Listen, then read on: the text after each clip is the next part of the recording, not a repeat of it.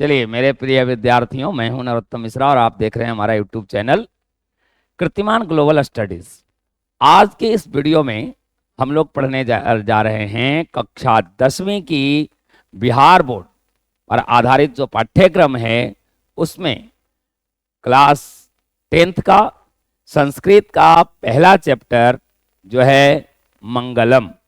ठीक है, मंगलम पाठ में जो कुछ भी है, क्या क्या पढ़ना है, कौन से श्लोक हैं, उसके क्या अर्थ हैं, वो सारी चीज़ें मैं आपको बताने जा रहा हूं। तो आप बने रहिए मेरे यूट्यूब चैनल पर, और यदि आप पहली बार मेरे चैनल से जुड़ रहे हैं तो आप सब्सक्राइब ज़रूर कर दें और अपने दोस्तों के बीच शेयर भी कर दें।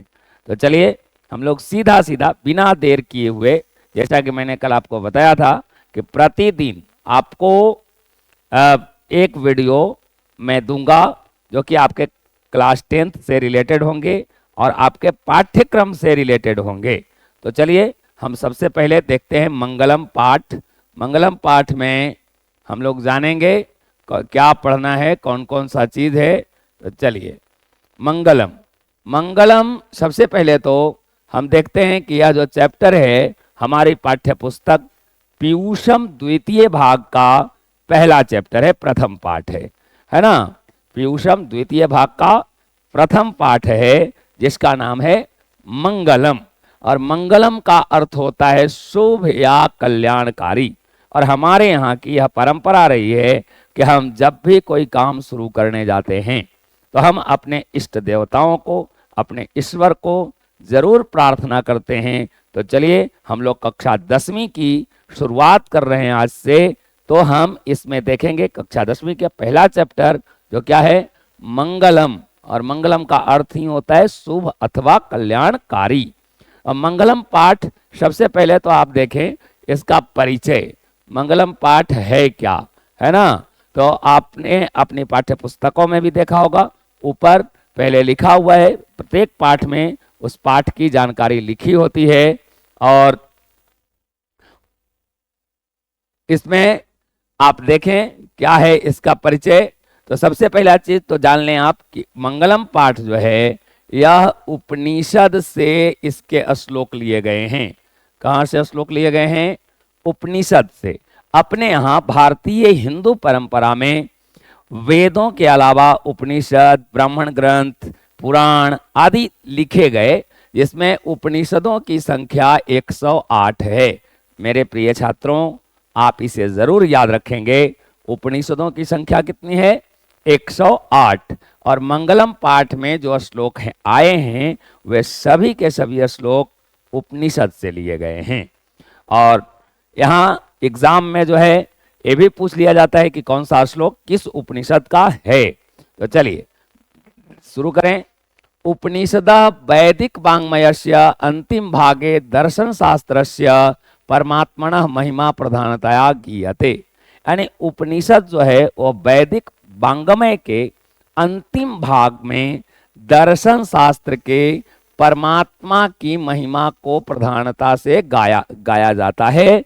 उपनिषद में तेना परमात्मना जगत व्याप्तम अनुशासितम च अस्ति।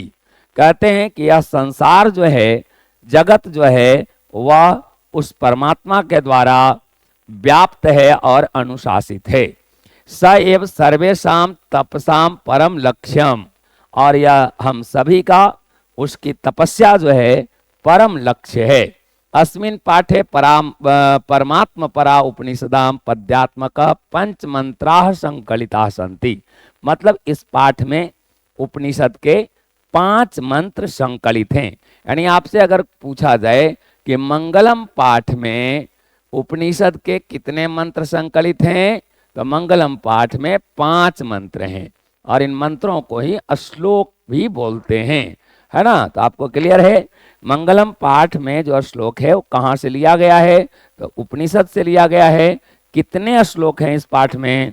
तो 5 श्लोक हैं। चलिए पहला श्लोक देखते हैं हम लोग।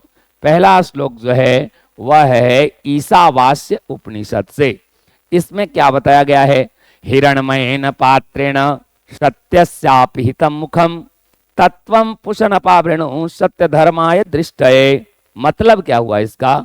हिरण्मयेन पात्रेण, हिरणमय मतलब होता है स्वर्ण, सोना, यानी सोने जैसे पात्र से सत्यस्य मतलब सत्य का, सत्य का, अपिहितम माने होता है ढका हुआ, यानी कि सोने जैसे पात्र से सत्य का मुख ढका हुआ है। अतः हे पूषण, पूषण यहाँ पूषण का मतलब सूर्य होता है, हे प्रभु हे सूर्य, उस आवरण को अब सत्य धर्माय दृष्टये मतलब सत्य धर्म की प्राप्ति के लिए उस आवरण को हटा दो। मतलब क्या बताया गया कि सत्य का मुख सोने जैसे आवरण से ढका हुआ है। हिरणमयेन पात्रेण सत्यस्या अपिहितम मुखम, है ना, सत्य धर्म की प्राप्ति के लिए, यानी सत्य धर्माय दृष्टये अर्थात सत्य धर्म की प्राप्ति के लिए उस आवरण को हटा दें। अपावृणु का मतलब होता है हटा दें, है ना। तो आपने पहला श्लोक का अर्थ समझ लिया होगा। चलिए अब हम चलते हैं दूसरे श्लोक में, ठीक है। दूसरा श्लोक है आपका, देखिए, अनोर्नियान महतो महीयान आत्मास्य जंतोर्निहितो गुहायाम तम क्रतुः पश्यति वीत शोको धातु प्रसादान महिमानम आत्मनः। मतलब अनोर्नियान, यह जो अनोर्नियान शब्द है यह दो शब्दों के मिलने से बना, अनोह और अनियान। अनोह का मतलब है अणु, अणु समझते हैं, अणु सबसे छोटा, छोटा को बोलते हैं अणु। तो अणु से भी अणु अर्थात सूक्ष्म से भी सूक्ष्म, सूक्ष्म से भी सूक्ष्म, अनोर अनियान मतलब सूक्ष्म से सूक्ष्म, महतो महीयान यानी महान से महान, आत्मा, महा आत्मा के बारे में क्या बताया गया, कैसी आत्मा है, अणु अणियान महतो महीयान आत्मा, यानी आत्मा जो है वह सूक्ष्म से सूक्ष्म है और महान से महान है। जो जंतो निहितो गुहायाम, जो जीवों के हृदय रूपी गुफा में निहित है। तम अक्रतुः पश्यति बीत शोको, यानी उसे विद्वान जो है शोक रहित देखते हैं। पश्यति देखते हैं, बीत शोको मतलब शोक रहित देखते हैं। धातु प्रसादान महिमान आत्मनः, यानी कि इंद्रियों की प्रसन्नता से, इंद्रियों की प्रसन्नता से उस महान आत्मा के स्वरूप को जान पाते हैं। यानी कहने का मतलब यह हुआ कि सभी जीवों के हृदय रूपी गुफा में आत्मा रहती है और यह आत्मा सूक्ष्म से सूक्ष्म भी है और महान से महान भी है। लेकिन अब बात है कि विद्वान लोग उसे शोक रहित देखते हैं और महान आत्मा के स्वरूप को जान पाते हैं। आप यहाँ देख सकते हैं, मनुष्य के हृदय रूपी गुफा में अणु से भी छोटा और महान से महान आत्मा विद्यमान है। विद्वान शोक रहित होकर उस श्रेष्ठ परमात्मा को देखता है। ठीक है, तीसरा श्लोक जो है आपका, यह है आपका मुंडक उपनिषद से, जिसमें बताया गया है सत्यमेव जयते नानृतम, सत्यमेव जयते नानृतम। सत्यमेव का मतलब है सत्य ही, जयते यानी जीतता है, यानी कि सत्य ही जीतता है। नानृतम माने असत्य नहीं। कौन जीतता है? सत्य जीतता है, असत्य नहीं। सत्येन पंथा वीततो देवयानः, यानी कि सत्य से ही देवयान मार्ग का विस्तार होता है। सत्य से ही देवयान मार्ग का विस्तार होता है, मतलब देवलोक में जाने का रास्ता सत्य ही है। एनाक्रमणत्य ऋषयो, जिसका अनुसरण करते हुए ऋषि लोग काम रहित होकर हयाप्त कामा यत्र तत् सत्यस्य परम निधानम, उस परम निधान को, सत्य के परम निधान अर्थात परमात्मा को प्राप्त कर लेते हैं। यानी कहने का मतलब है कि सत्य ही एकमात्र है जिसके द्वारा हम परमात्मा की प्राप्ति कर सकते हैं।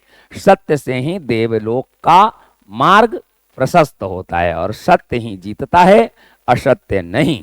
यह बात कहाँ कही गई है, किस उपनिषद में? मुंडक उपनिषद में। चलिए अगला श्लोक अगर देखें हम तो यहाँ देखते हैं चौथे श्लोक में, यथा नदयः, यथा नदयः संयन्दमानः समुद्रे अस्तं गच्छन्ति नाम रूपे विहाय तथा विद्वान नाम रूपात् विमुक्तः परात् परम पुरुषम उपैति दिव्यम। यह भी श्लोक आपका मुंडक उपनिषद का है। ठीक है। यथा मतलब होता है जिस प्रकार से, यानी जैसे।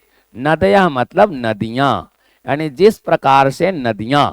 संयन्दमानः मतलब बहती हुई, है ना, जिस प्रकार से बहती हुई नदियां। समुद्रे अस्तम गच्छन्ति, समुद्र में जाकर डूब जाती है। नाम रूपे विहाय, नाम रूप को छोड़कर, है ना। नदियां बहती हुई कहाँ मिल जाती है? समुद्र में। किसे छोड़कर? अपने नाम और रूप को छोड़कर, है ना। यथा नदयः संयन्दमानः समुद्रे अस्तम गच्छन्ति नाम रूपे विहाय, जिस प्रकार से बहती हुई नदियां अपने नाम रूप को छोड़कर समुद्र में मिल जाती है। तथा विद्वान नाम रूपात् विमुक्तः, तथा मतलब वैसे, यानी कि ठीक उसी प्रकार से, जिस प्रकार से नदियां, उसी प्रकार से विद्वान भी नाम रूप से मुक्त होकर परात् परम दिव्य पुरुषम उपैति दिव्यम, मतलब परात्पर पुरुष को प्राप्त कर लेते हैं। यानी देखें आप कि जिस प्रकार नदियां बहती हुई अपने नाम और रूप को त्याग कर समुद्र में मिल जाती है, उसी प्रकार विद्वान अपने नाम और रूप को त्याग कर परम पिता परमेश्वर की प्राप्ति कर लेते हैं। यह है आपका चौथा श्लोक। और पांचवा श्लोक है आपका, जो कि श्वेताश्वर उपनिषद से लिया गया है। इसमें बताया गया है वेदाहमेतं पुरुषं महांतं आदित्य वर्णम तमसः परस्तात् तमे विदित्वातिमृत्युमेति नान्य पंथा विदते अनाय।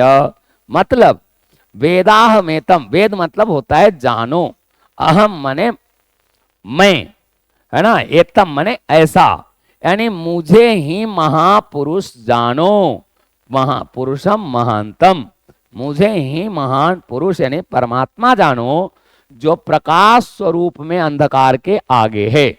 आदित्य वर्णम, आदित्य वर्णम का तात्पर्य यहाँ प्रकाश है, और तमसः का मतलब अंधकार है ना।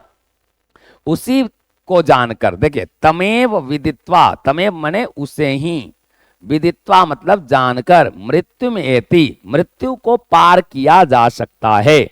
ना अन्य पंथा विदते अनाय, इसके अलावा कोई अन्य पंथ नहीं, अन्य मार्ग नहीं, कोई अन्य रास्ता नहीं है मृत्यु को पार करने का, है ना।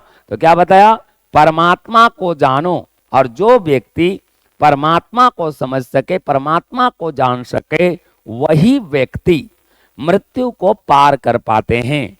ठीक है। तो वेदाहमेतं पुरुषम महांतम, मुझे ही महापुरुष जानो, परमात्मा जानो, और मुझे ही जानकर जो है क्या है, मुझे मतलब ईश्वर कह रहे हैं, है ना, हम भक्तों को, हम दुनिया वालों को, कि तुम मुझे ही जानो, और जो मुझे जानता है वह मृत्यु को पार कर जाता है। तो आपने इस प्रकार से देखा कि 5 श्लोक जो कि आपको बताया गया, पांचों का अर्थ मैंने बताया।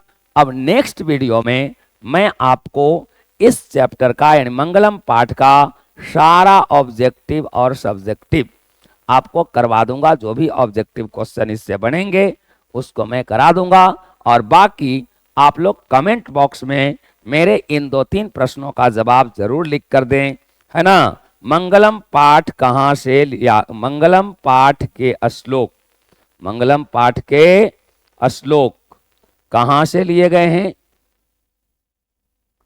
कहाँ से लिए गए हैं? और दूसरा प्रश्न, उपनिषदों की संख्या कितनी है?